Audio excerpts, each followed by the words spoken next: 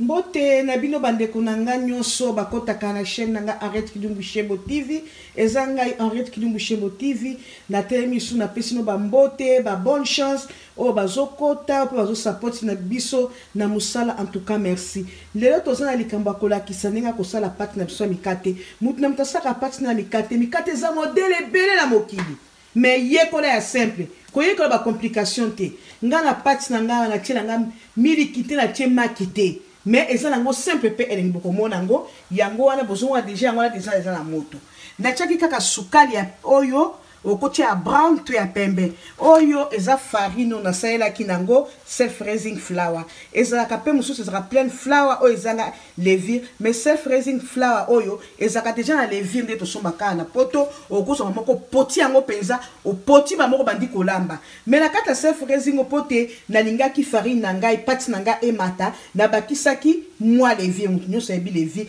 nde na potaki yango pa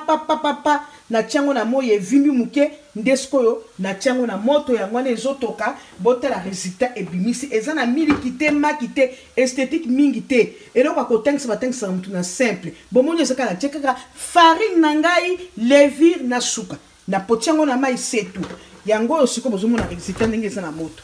tala ndenge ebimi kitoko te baya mwasi malgré na umisi yango botala yango wana résultat yango tobimisi mikate bat bakolia te bakolia yango wana tobimisi mikate na biso de yango tolambi yango oyo baya mwasi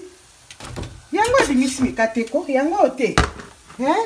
yango ebimisi mikate botaka sukali kaka na farine ebimisi mikate moko apete yango siko tokozwa susu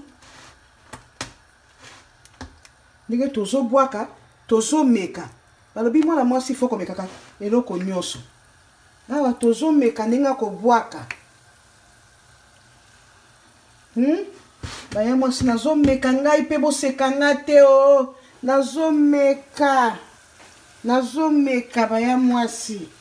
nazomeka ndenge akosala mikate mwana mwasi fo ayebaka yango wana emati te sukali kaka na farine yango oyo linga kotia ba esthétique nini mingi oyo kutu nde kitoko yango wana bokomona ngo awa sikoyo yango oyo awa mikate na biso yango oyo ebimi penza koyekola kolamba yango oyo na bimisi sukali kaka na farine na levure ebimisi mikate na tina esthétique mingi te ok mbote na bino banadine bona famille mobimba ya YouTube o bakota ko commenter na kopesa biso banini ba conseil ba mbote na bino biso ton continuer yango wana mikate yango kune yango wana te ebimi simple balakisaka mutu eloko apete po yeba kokenda na eloko makasi te mikate na biso yango okesi